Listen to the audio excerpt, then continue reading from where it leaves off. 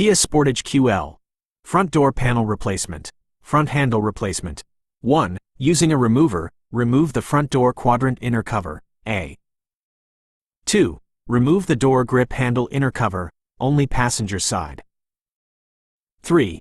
Remove the front door grip handle, A. After loosening the screws, only passenger side. 4. Disconnect the cap, A. After loosening the screw, B. 5. Remove the front door trim, A. 6. Remove the front door inside handle cage, A. Disconnect the IMS connector, B. 7. Disconnect the tweeter speaker connector, A. 8. Disconnect the power window switch connector, A. 9. Install in the reverse order of removal.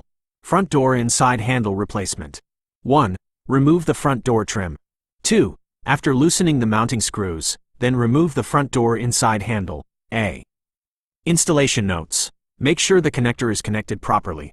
Make sure the door locks, unlocks and opens, closes properly. I hope this information is helpful.